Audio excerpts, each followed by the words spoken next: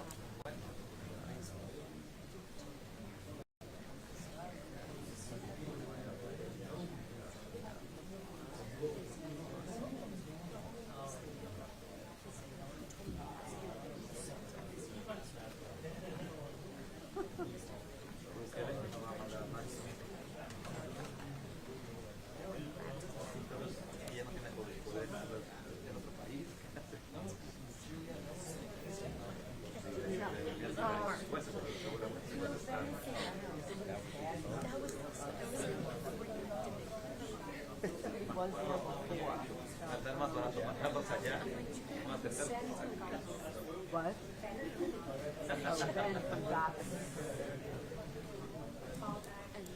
Yeah, yeah.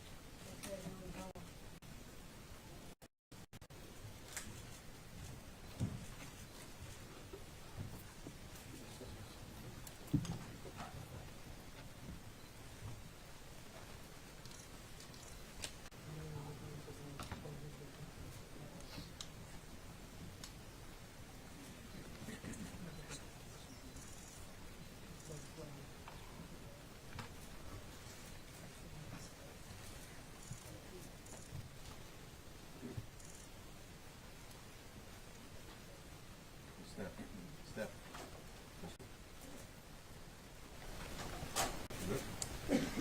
All right. Good afternoon, everybody. My name is Darren McCormack. I'm the acting special agent in charge for Homeland Security investigations here in New York. We are here today to announce a sweeping indictment via the Southern District of New York, charging 27 alleged Tren de Aragua gang members with charges ranging from racketeering, sex trafficking, narcotics, robbery, carjacking, and firearms-related offenses. This impactful case is the result of an investigation led by HSI New York's Violent Gang Task Force and New York City Police Department, with the invaluable assistance of the U.S. Attorney's Office of the Southern District of New York, ICRO, ATF New York, and CBP. HSI New York's Violent Gang Task Force has been at the forefront of TDA-related investigations nationwide. Today you'll be hearing from Border Czar Tom Homan, followed by New York City Mayor Eric Adams, NYPD Police Commissioner Jessica Tisch, and New York City Deputy Mayor for Public Safety Kaz Daughtry. We are also joined today by HSI New York Deputy Special Agent in Charge James Manning, who oversees the National Security and Public Safety Division. We will not be taking questions related to this specific investigation due to its ongoing nature. However, Mr. Homan will remain after the formal press conference to take any policy-related questions. Now I'm honored to welcome Border Czar Tom Homan to the podium to speak more about the significant milestone in HSI's ongoing efforts to combat transnational criminal organizations, specifically TDA.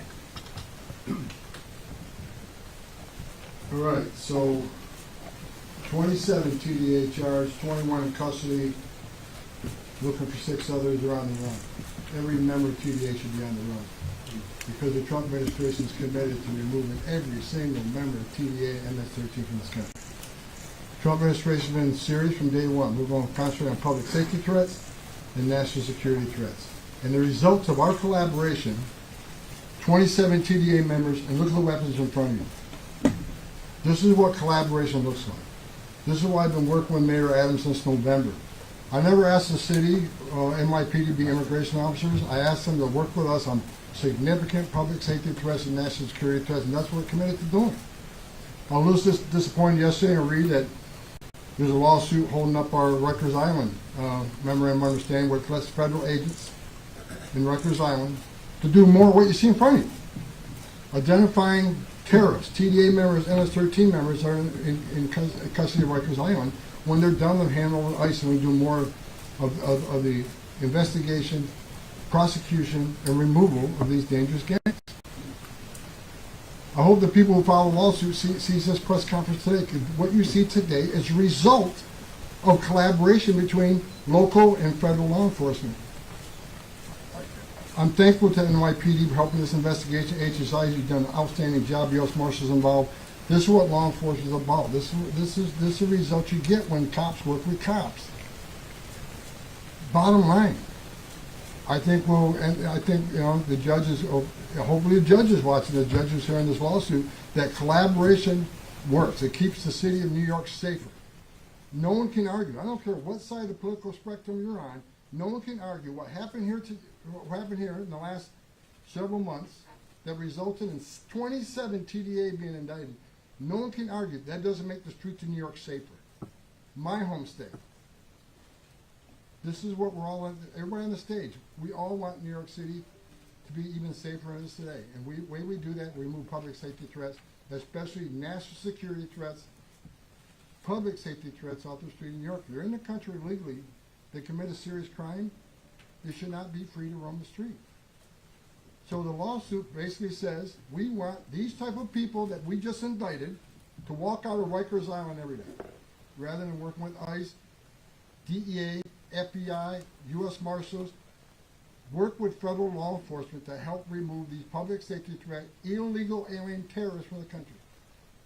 TDA, MS-13, designated terrorist organizations, and that is our goal, to remove everyone from this country. President Trump's been clear. I support President Trump. He made a promise to America he's going to make this country safe again.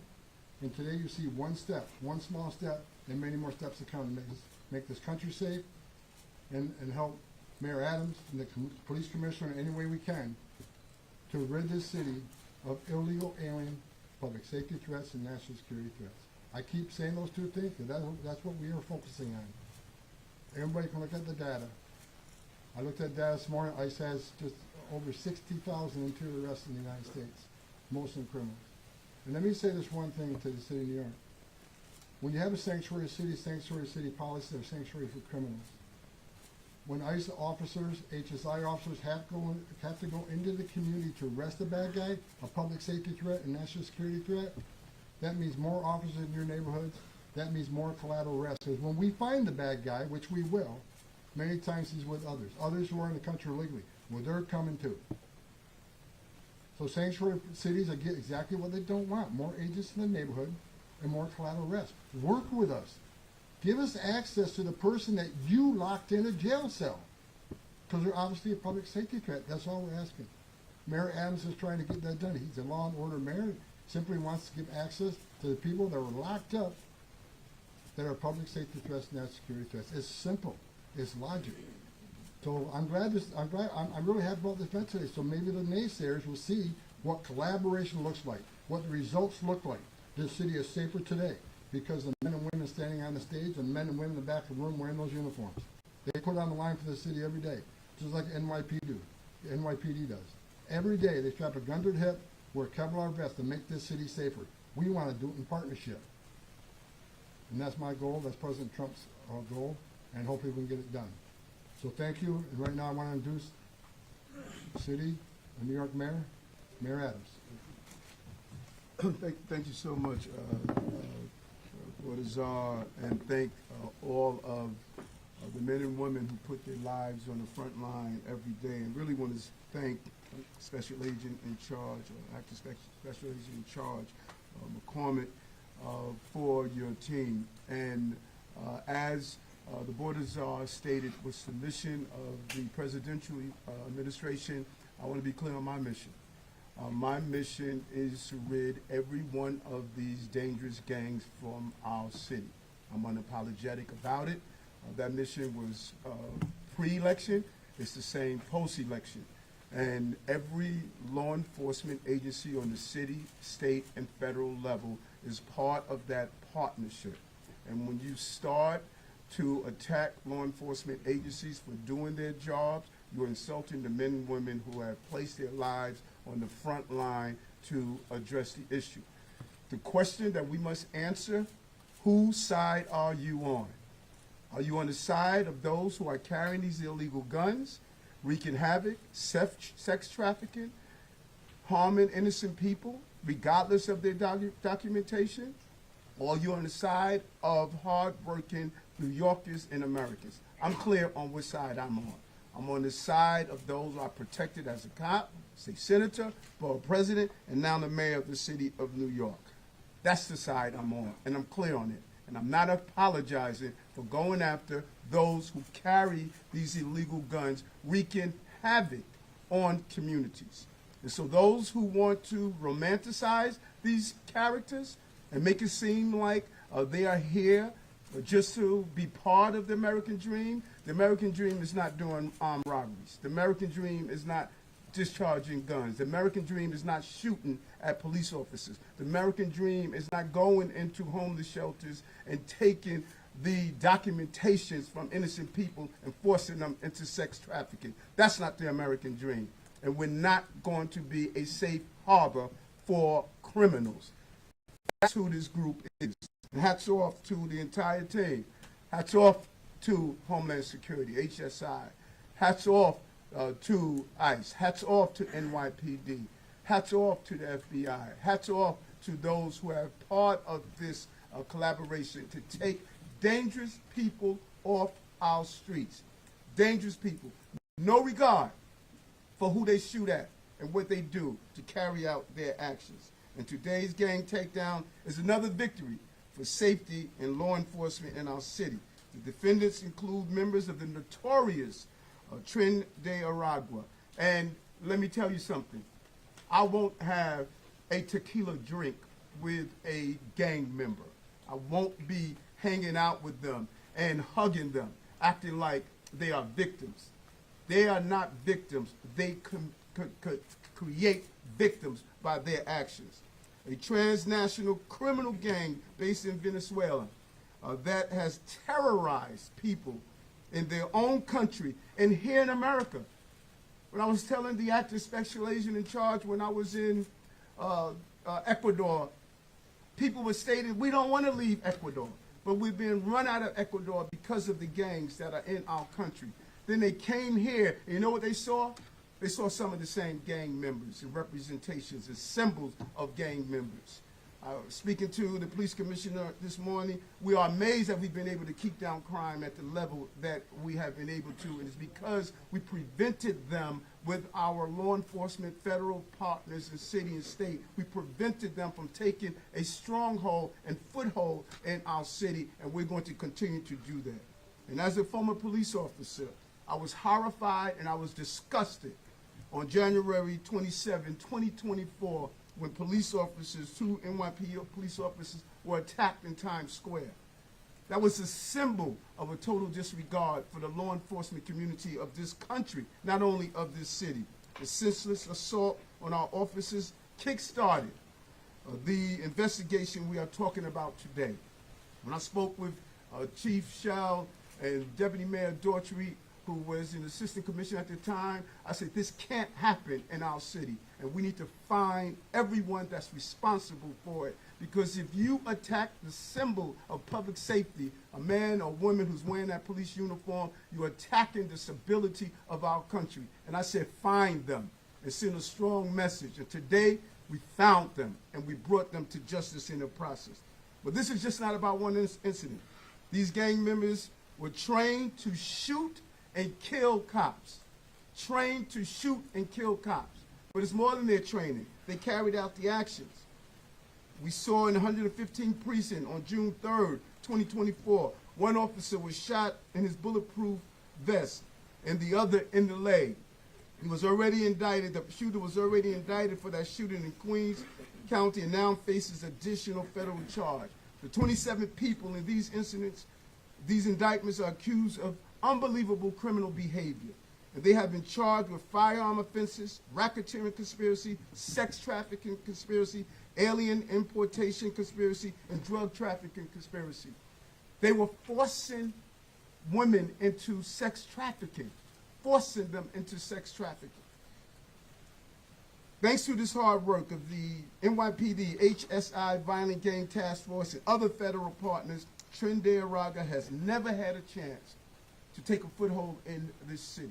And because we have secured our border, we're seeing less come in with illegal activities into our city. The numbers don't lie, folks. The numbers don't lie.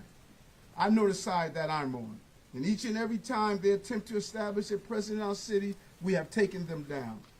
And we will continue to fight violent transnational crimes with the full force of the law.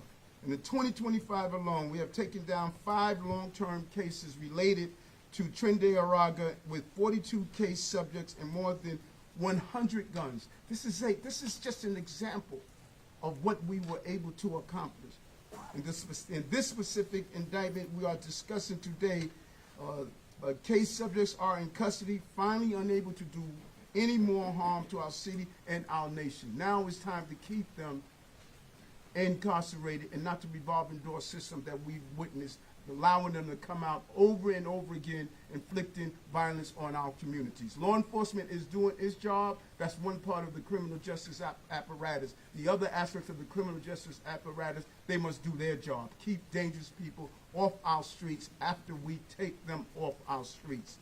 This case resulted in the seizure of 30 guns. Just some more of the 1,600 illegal guns we removed off our street. More than 21 this year alone, and more than 21,400 since the beginning of our administration. As we have seen time and time again, violent criminals carrying illegal guns around New York City, they don't hesitate to use them, and oftentimes they're innocent people who are the victims of these shootings. Even during the day, with children are mere feet away from them, you see the continuation of the display of a total disregard for public safety on our street. Public safety has been our administration's top priority, and it's good to have partners in the federal agencies who are joining us in this priority on how important it is to keep our city safe. Because when we have broken down silos in intense and close collaboration with our law enforcement partners, it's the best way to rid the streets of the violent gangs. Our strategy continues to work. The first 3 months of this quarter, we witnessed the least amount of shootings in the recorded history of this city. And it's because we're taking dangerous people off the street like here. Breaking, shooting, and homicide records, making our city safe for 5 straight quarters for crime reduction is no accident. The smart policing. Now, this is the results of leadership, strategy, and the hard work of our entire administration. We remain the safest big city in America because of that, as well as a haven for hard-working immigrants and their families who deserve safety and justice in this community. And I always say, we enforce criminal and immigration laws because that's what we will do. As Tom indicated, he's never asked the NYPD to enforce civil immigration. He asked them to be partners in dealing with the criminal investigation, and that is what we will continue to do. And today's takedown is a perfect example of why this is so important. These gangs prey on all kinds of victims, including immigrants. Who have often fled gang violence to seek safety for their families here in U.S. We will not tolerate violent criminals wreaking havoc in our city no matter where you are from. And we will protect law-abiding New Yorkers no matter what. And I think what Tom stated is really going over the head of so many. He stated, let's go where the criminals are. If we are saying over and over again, you don't want ICE in school, churches, you don't want ICE in places of employment and other areas, then collaborate to go where the criminals are. That's the goal that we want to accomplish as we continue to make our city safe. And I, again, want to thank our partners who have allowed us to do this. And as an American, and as a former member of the New York City Police Department, and as a nephew of an uncle who died protecting this country is for those who believe in our rule of law, our principles, and are here to provide a life for themselves. It's not a safe haven for criminal behavior. And it's time for all of us to ask the question, particularly those who are in government, that find it more convenient to have a tequila drink with someone who's a gang member. Which side are you on? I know the side I'm on. I'm on the side of law-abiding people who are in this country. I cannot thank you guys enough for the job that you've done. Let's continue to make this city the safest big city in America. Thank you. Commissioner.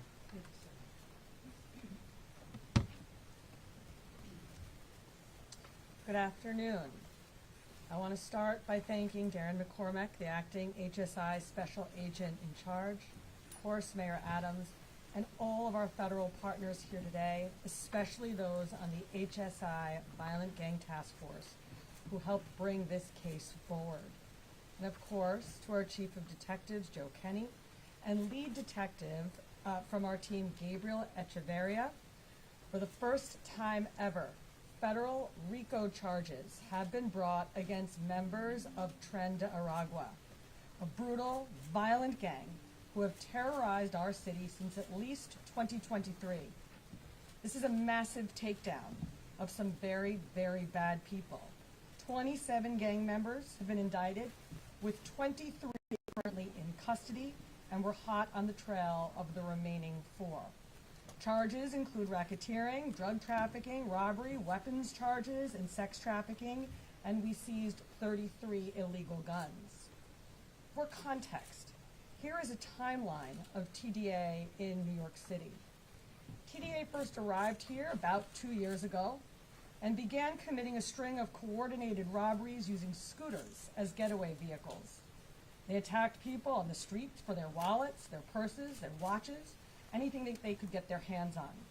These robberies were connected, networked, and they were citywide.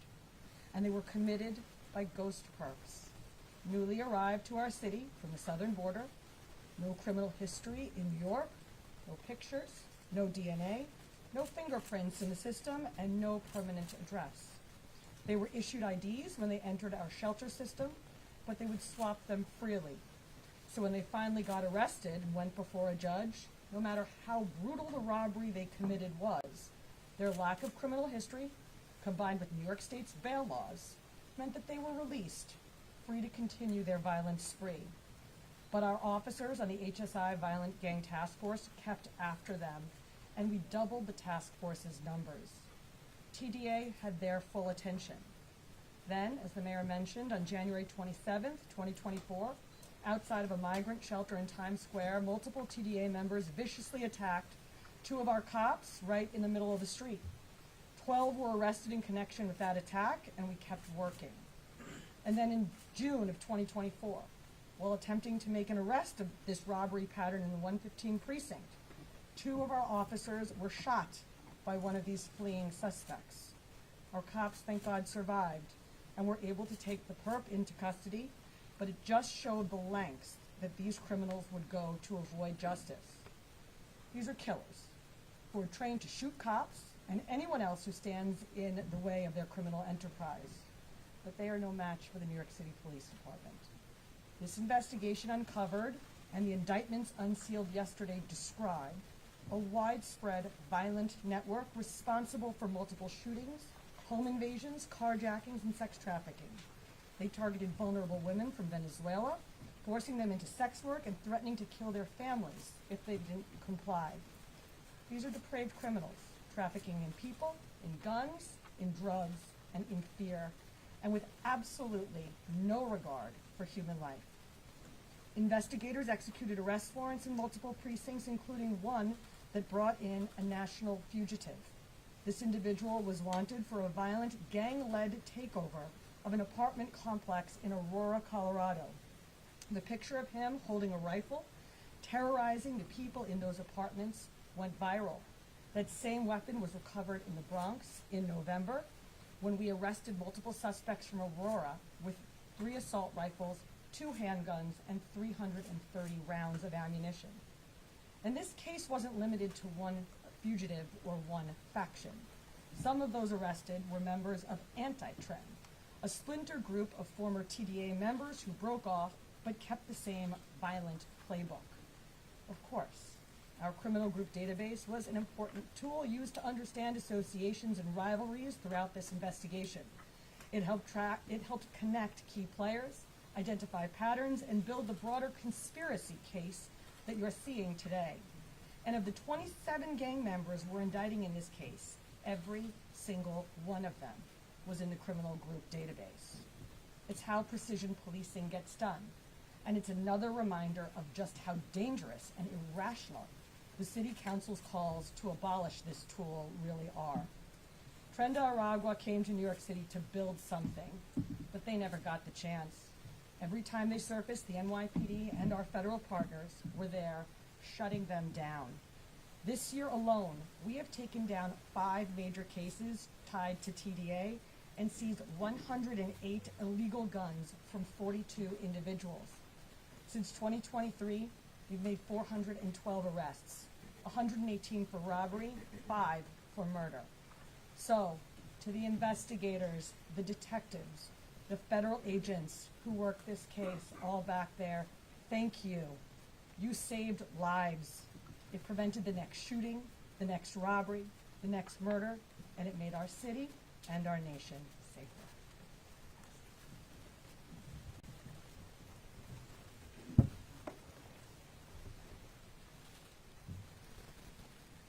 Thank you, Commissioner Tisson. Thank you to all of our partners here in this case. This is a major win for public safety in New York City. And it didn't happen by accident. It happened because we worked together across all levels of government to dismantle this violent and dangerous organization and stop them from preying on communities. We are one team with one mission, and that is keeping people safe. Tren de Aragua is not just another gang. It is a terrorist organization, a criminal enterprise known for brutal violence, human trafficking, drug dealing, and terrorizing communities. New Yorkers know this all too well. Since this gang first arrived on our radar, we have seen them threaten our neighbors and our businesses with drive-by thefts on mopeds and scooters. We have seen guns and dangerous pink drugs flood our streets. We have witnessed Tren de Aragua members shoot two of our finest simply for doing their job, and that is keeping New Yorkers safe. And I remember that night. I remember, Mayor, we were in the hospital room watching that body camera, and one of the officers that was shot in his vest, he said, "I'm okay. I need you to go. My partner's been hit in the leg." Unbeknownst to those two officers that they just encountered a terrorist on our street. The crimes weren't isolated to incidents. They were a deliberate campaign to spread fear, violence, and disorder on our streets. New Yorkers deserve better than that, to live in fear on our streets.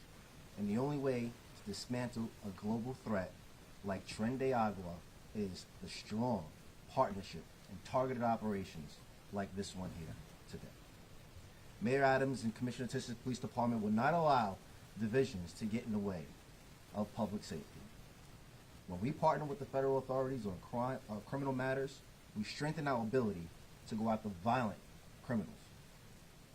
We're talking about people engaged in human trafficking, pushing deadly drugs, and bringing guns into our neighborhoods. Let me be clear. We are going to go after you and every person who is causing harm to anyone in New York City. And we will continue to build partnerships that keep New Yorkers safe and make this the safest big city in America. This kind of teamwork, that makes the dream work. Mr. Mayor, I remember back in 24, you just mentioned a little while ago, in January 24, when you were talking to me and Chief Shell at the time, and you asked us and you tasked us to develop a strategy to go after TDA. You told us to work with any agency, and I remember this clear as yesterday. You said work with any agency that is going to keep all of New Yorkers safe, and they criticized you for that. But here is the successful result for working with our federal partners, right here in front of you. We will not allow terrorist organizations to operate unchecked in this great city, the greatest city in the world.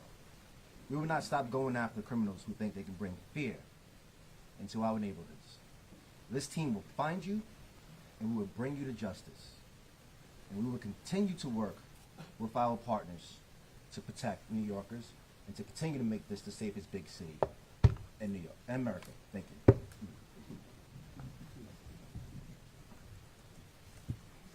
Thank you. That concludes the press conference. I want to thank our partners and thank all of you for joining us today to celebrate and highlight the collaboration between HSI and NYPD, the rest of the federal, state, and local partners. Mr. Homan's going to stick around for a few minutes to answer any policy-related questions. Mr. Homan, Shimon Prokopez from CNN. How do you square the two? I mean, you have your HSI agents, PRO officers out there going after, the hardline criminals, but then you're also seeing them at college campuses, at residences of college students, all for political speech, accusations of potential, possibly because they were protesting. The other thing, you have people that are being taken into custody that are here on student visas, just off of summonses, being summoned for traffic stops, being told they have to leave. These are people who've been in this country for many years, part of our education system, all being told to leave, and some are leaving. Some are fighting them on the scene. But how do you square the two? I mean, you have images like this. That's right, 8 questions, but bottom line is the college students, their visas are being suspended because the State Department believes in national security threats. Not all. Sir, not all. And it's not about what they say, it's about what they say and what they do. First Amendment rights, I can't stay in a movie theater tonight and claim fire. There's a limit. When you come to this country on a visa or become a resident alien, that's a privilege that comes with certain responsibilities. Yeah, but some Now, I'm not with the State Department. I didn't make the decision on canceling those visas. But our job is, when you cancel those visas, they're removed from the country. Right. As far as the others you talk about, we are forced into the community because of sanctuary cities. There's New York City, I'll say it again, New York City, you're a sanctuary city, you're a sanctuary for criminals, because we can't arrest a bad guy in Rikers Island, for God's sakes. We gotta go in the neighborhood and find him. I said from day one, ICE is going to enforce the law, unlike the lax administration who says ICE can't arrest an illegal alien for simply being here illegally. they're rewriting federal law. No, ICE agents took an oath to enforce immigration laws, and when we go find the bad guy, and they will, if he's with others, they're coming too. Prioritization doesn't mean maybe I prioritize my family life over my work life. I don't forget my work life. We're prioritizing public safety threats and national security, and that's what we're doing. The data proves it. But the students who are just getting traffic summonses, do you think they're national security threats? I'm not involved with investigation. I can tell you we're going to force immigration. I guess what I'm getting is, don't you think that those Prioritization doesn't mean forget about everybody else in their country illegally. It's not okay to be in this country illegally. Okay, It's not okay to enter this but country they're not illegally. here, right? They're here on student visas, but. Well, we can talk case by case, but every case is different. I can't put them all in one bucket. I don't know the details of investigation. ICE and Border to arrest thousands of people a day. I'm not familiar with every investigation. But do you think that it all hurts this agency that is doing this kind of work to have it with images, wearing masks, stopping college students, taking them wherever? Do you think that I think the American people elected Donald Trump to enforce immigration laws is exactly what we're doing. We're doing what the American people voted for. It's not okay to be in this country illegally. Mr. Homan, I wanted to ask you about those who cross the border illegally. Would you want to deport somebody who crossed the border illegally regardless of whether they committed a crime? And you mentioned ICE on Rikers. If ICE doesn't reopen their office on Rikers, what would you do? I mean, what would you want the city to do? What would you want the mayor to It do? means we'll put more agents on the streets in New York. We're going to get the bad guy regardless. We'd like to give him, look, we didn't decide to lock him on Rikers Island. The local authorities did. Why? Obviously a public safety threat. And I think any member of the city council who's going to sue to end that agreement, based on what you see, this is just one example of what collaboration means. Why would you not want ICE to take possession of a terrorist member, a gang member, a public safety threat in the safety and security of a jail? It's safer for the officer. It's safer for the alien. It's certainly safer for New York. But We couldn't arrest they a bad commit guy a in the jail. mistake and deport somebody that doesn't need to be deported at that point? Pardon me? Because couldn't they make a mistake like we've seen already? That's the There's been no concern. mistakes. Well, the federal government has made a mistake with at least one person. Look, the details of that investigation argue that. The details, they missed the documentation, show this guy the withholding removal. That was years ago. So what's withholding removal based on? Number one, doesn't qualify for terrorist. Go off the table right there. Number two, the gang he was fearing of, it no longer exists. So the situation surrounding that case has changed. So I stand by the fact that this guy, this El Salvadoran national criminal alien gang member terrorist, is home. And then following up on, if somebody crosses the border illegally and is here, would you still want to deport them even though they haven't committed a crime? Absolutely, they committed a crime. Enter the country illegally is a crime. What do you expect? Well, It's not really. They have asylum. They have paroled into the country. see, this is what you this is what you never cover. I never Look at the immigration. Look at the immigration court data. Clearly shows 9 out of 10 people who make asylum claim end up in the order removal because they simply don't qualify for asylum. And people say, well, it's just innocent illegal immigration. But when you flood the border like the last administration does, where 70% on average of agents were off the line, what happened? 600% increase in sex trafficking of women and children. 250,000 Americans dead from fentanyl. A record number of people on terrorist watch lists crossing the border. Bad things happen when you lose control of the border. So what you call innocent illegal immigration, not criminals, it causes all these other bad things to happen because the criminal cartels have operational control of the border, not the men and women on the border patrol. President Trump, like him or hate him, he did in 6 weeks what the Biden administration couldn't or wouldn't do in 4 years. Right now, today, as I'm talking to you, we have the most secure border in the history of this nation. We did that in 6 weeks. So President Trump has proven. The last administration lied about a secure border. We showed them what a secure border looks like now. 95% decline, most secure border in our lifetime. ICE has arrested 3 times more criminals than the Biden administration has done. So men and women of ICE are sticking to priorities, public safety threats, national security threats, but if you're in the country legally, you're not off the table. Following up on the catch and revoke efforts of the local HSI office, are NYPD officers involved that are assigned to the task force? Are they also working on the catch and revoke efforts that are being targeted here with the local HSI field office? I don't understand. Say that again? The catch and revoke efforts that are Catch and targeting revoke. students that HSI is involved with, that were just the question that was You mean just the asked. students? Yeah, the students. The students. Are NYPD officers assigned to the HSI task force also involved in those efforts? No. Mr. Homan, these suspects, Mr. Homan, these suspects, are they going to be tried or deported? That's up to the local district attorney. And now, there's some are gonna be prosecuted federally. It depends. That's what collaboration looks like. Can you explain the difference in approach here? You're bringing a RICO case against gang members. In other areas, the administration has preferred to bypass the courts and just put them on airplanes. No, they don't bypass the courts. The local field office always works with a local prosecutor, federal prosecutor. If they want to continue the prosecution, they do a writ and take them back into custody. Many times the prosecutors, you know what? Deport them. We'd rather have them deported. In all these cases? Not all these cases. I'm just saying it's case by case with thousands of cases a week, right? Where the local field office works with the local and the federal prosecutor, which is the federal criminal investigation, federal prosecution, to coordinate. Do you want to keep them for prosecution? We can make that happen. Do a writ, take them back into custody. Well, ICE collaborates with the prosecutors and what the next steps are going to be. But the end game is going to be, if they're in the United States illegally, they're going to be deported. But I think in some of the cases in the habeas petitions, you haven't argued that you've brought these people into collaboration with prosecutors who've made a deliberate decision to bypass prosecution. You've just said you're a gang member and you're on a plane. Is that what am I? Well, you're talking about people removed on the Alien Enemies Act. It's a totally different ballgame. The Alien Enemies Act, and a lot of people are talking about it, President Trump invoked the authorities he has on the Alien Enemies Act, a law that was passed by Congress, written by Congress, passed by Congress, and a statute. The difference between the Trump administration and the last administration, we're using laws on the books. We're not making this up. We're enforcing laws on the books, using every tool we got to remove terrorists from this country. Mr. Homan, you talked about. Mayor Adams has done enough to collaborate with ICE, or would you like to see more? I would like to see more, but I know he's in a tough position when you got a city council fighting him all the way. Plus, you got a governor who doesn't support what we're doing here today. I mean, as soon as they found out that the mayor was going to work with us to get in Rikers Island, you got the governor come down and try to get him removed from office, and the city council is following. Look, any member from the city council here today? Speak up. Find that strange? No member of city council is here today to look at what collaboration means. Whether they're going to sue the administration, stop us from going to Rikers Island.